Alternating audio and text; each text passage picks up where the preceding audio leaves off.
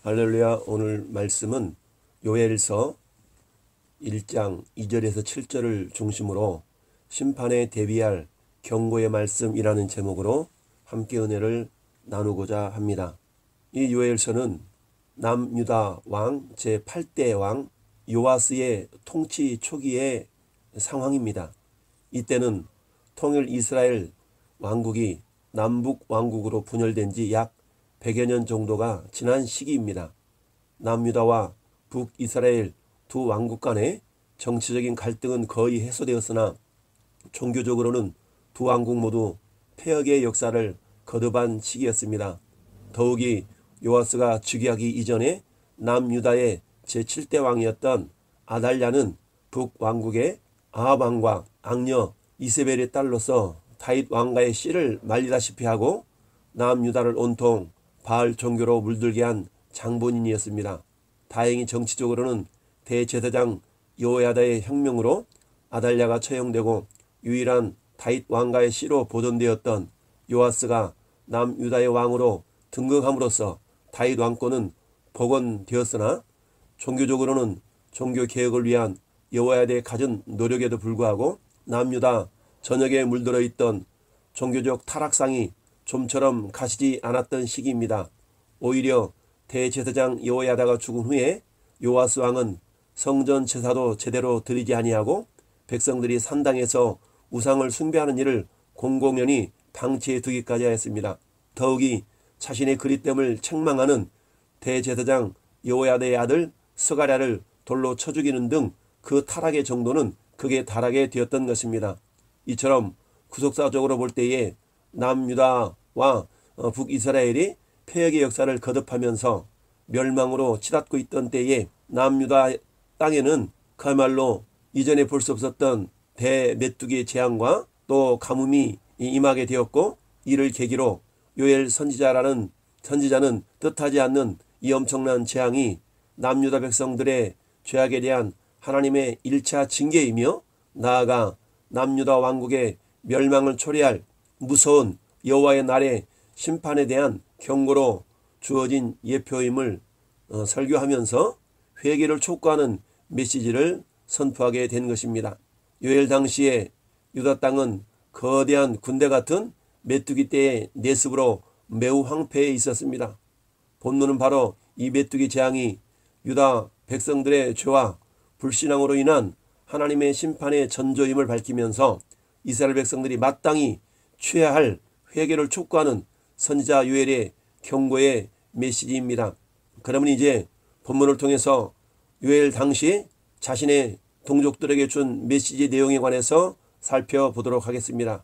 이것은 하나님이 아담의 타락 이래에 모든 것이 부패한 온 세상을 최종 심판하실 날이 매우 가까이 왔다라는 그런 말세지말의 때에 살고 있는 우리 모든 인생들에게도 귀중한 교훈이 됩니다. 그러면 심판을 앞둔 우리들이 취해야 될 지혜로운 행동은 과연 무엇일까요? 첫 번째는 들으라 라는 것입니다. 2절 말씀에 늙은 자들아 너희는 이것을 들을지어다. 땅의 모든 주민들아 너희는 귀를 기울일지어다. 너희의 날에나 너희 조상의 날에는 이런 일이 있었느냐라고 말씀하면서 들으라 귀를 기울일지어다 라고 말씀하고 있습니다. 이처럼 요엘 선지자가 유다 백성에 촉구한 첫 번째 말씀은 이제 자신이 들려주는 메시지에 귀를 기울이고 들으라는 것이었습니다. 여기서 들을지어다 라는 말은 단순히 듣다, 이해하다는 뜻뿐만 아니라 한 걸음 더 나아가서 듣고 순종하다, 복종하다 라는 뜻의 동사입니다. 우리가 잘 아는 이 말씀은 샤마라는 단어입니다. 따라서 요엘은 백성들에게 경고의 메시지를 줌에 있어서 먼저 자신의 말을 건성으로 듣지 말고 촉각을 세워 곤두세워서 유심히 들으며 그 들은 말을 이해하고 실천할 것을 촉구한 셈입니다. 그렇습니다. 유다 백성들은 하나님께서 선지자 요엘을 통해 자신들에게 전해주시는 말씀에 귀를 기울이고 그 말씀이 어떤 내용인지를 올바로 이해하야만 했습니다. 그리고 나아가 그 말씀이 요구하는 바에 따라 행동하야만 했습니다. 비상사태를 알리는 나팔이 울리는데도 사람들이 그 나팔 소리에 귀 기울이지 아니하고 비상사태에 대비하지 않는다면 그 화가 얼마나 크겠습니까? 하나님께서는 오늘날 우리 시대도 이미 신구약 성경으로 기록 완성된 당신의 말씀을 우리에게 주시고서 그 말씀에 귀를 기울일 것을 촉구하고 계십니다. 그럼에도 불구하고 우리는 언제까지 하나님의 말씀을 외면하고 있을 것입니까? 두 번째, 말하라, 고하라, 알리라는 것입니다. 3절 말씀에 너희는 이 일을 너희 자녀에게 말하고 너희 자녀는 자기의 자녀에게 말하고 그 자녀는 후세에게 말할 것이니라 라고 말씀하고 있습니다. 여기서 말하라는 이 단어는 글씨를 새기다, 설명하다 라는 뜻입니다. 따라서 이 말은 요엘 선지자로부터 들은 경고의 메시지를 다른 사람에게 얘기를 해주되 그들이 분명히 알아들을 수 있게끔 그리고 마음속에 명심할 수 있게끔 상세히 이야기해 주라라는 의미입니다. 하나님이 우리에게 심판을 경고하시는 이유는 오직 각자가 혼자서만 돌이켜 살 길을 찾기 위함이 아니라 그 말씀을 이웃에게 전함으로써 모두가 함께 구원을 얻도록 하시기 위함입니다. 파수꾼이 재난이 닥친 것을 보고도 나팔을 울려 경고하지 않는다면 그 책임을 회피할 수 없듯이 우리 모든 성도들이 영적인 파수꾼으로서 하나님의 형상대로 지음받은 인간에게 요구하시는 말을 바로 전하고 회개를 촉구하는 책무를 이행하지 않는다면 하나님의 심판날에 그 책임은 우리에게 돌아올 것입니다. 세 번째는 5절 말씀에 취하는 자들아 너희는 깨 울지어다. 포도주를 마시는 자들아 너희는 울지어다. 이는 단 포도주가 너 입에서 끊어졌음이니 라고 말씀합니다. 세 번째는 울라라는 이야기입니다. 여기서 울다라는 말은 단순히 혼자서 눈물을 흘리는 정도가 아니라 감정을 주체하지 못해서 모든 사람들이 알 수 있을 정도로 크고 슬프게 통곡하다, 애곡하다라는 뜻입니다. 사람들이 우는 울음에는 기쁨에 겨운 울음과 슬픔에 겨운 울음이 있습니다. 본문의 울음은 슬픔의 울음으로서 지금까지 지은 죄를 크게 슬퍼하며 회개의 눈물을 흘리는 것을 가리킵니다. 그렇습니다. 누구든 하나님의 심판을 경고하는 메시지를 접할 때 그는 자신의 죄를 철저히 깨닫고 진심으로 회개해야만 합니다. 하나님은 바로 이런 회개를 원하시기 때문에 반드시 심판을 하시기에 앞서서 경고하시고 회개할 기회를 주신 후에야 심판하시는 것입니다.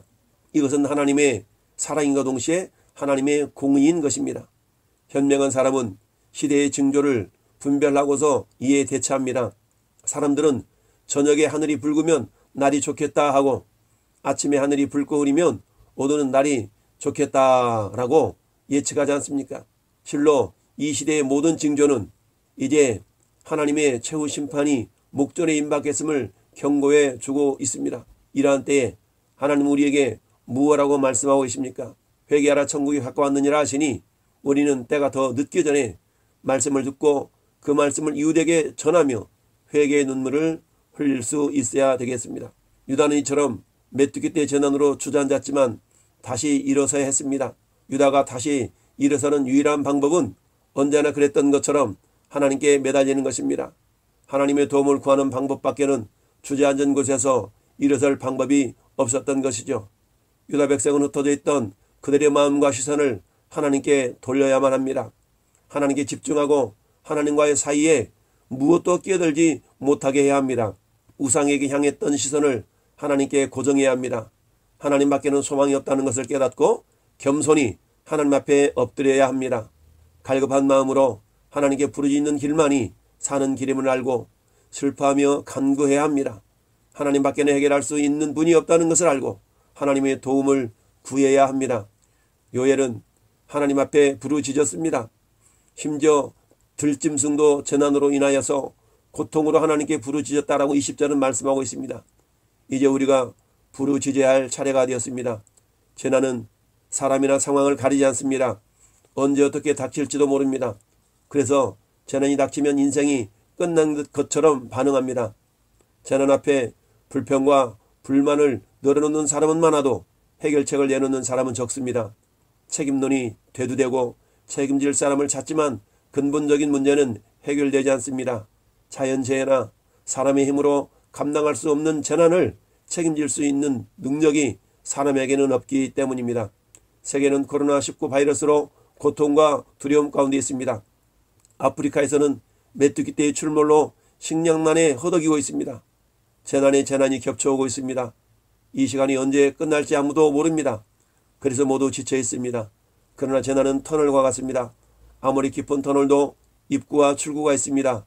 터널 속에 있으면 끝이 보이지 않지만 가다 보면 끝이 나옵니다. 우리가 겪는 이 재난도 언젠가 해결될 것입니다. 그런 힘을 내서 다시 일어서기를 바랍니다. 깊은 슬픔과 끝없는 절망이 우리를 넘어뜨렸지만 우리를 향해 예민 하나님의 손을 붙잡고 다시 일어설 수 있기를 바랍니다. 하나님은 하나님을 찾는 자의 부르짖음을 유면하지 않습니다. 하나님께 도움을 구할 때 변함없는 사랑으로 우리를 도와주십니다. 우리가 당한 이 재난의 시간이 하나님의 은혜로 해결될 수 있도록 기도를 멈추지 않기를 바랍니다. 하나님이 다시 일으켜 주십니다. 반드시 일으켜 주십니다. 오늘 말씀을 통해서 들을지어다, 말하라, 울지어다 라는 세 가지 명령을 기억하고 오늘도 겸손히 하나님 앞에 나와 기도하고 회개의 눈물을 흘려서 나로부터 변화되어져서 이 나라의 민족이, 이 땅이, 전 세계가 회복되어지는 하나님의 놀라운 은혜를 경험할 수 있기를 예수님의 이름으로 축원을 드립니다. 아멘. 이제는 길이요 진리요 생명이신 우리 구주 예수 그리스도의 은혜와 독생자 죽이시기까지 우리를 사랑하신 하나님 아버지의 그 크신 사랑하심과 오늘도 우리 안에서 들으라, 말하라, 울라고 재촉하시는 성령 하나님의 내주교통 감화감동 이로 충만하심이 환난 날에 주를 불러 주님의 구원하심을 맛보아 알기 원하는 모든 성도들 머리 위에와 이 나라의 민족 위에 이제로부터 영원토록 함께 있을지어다. 아멘.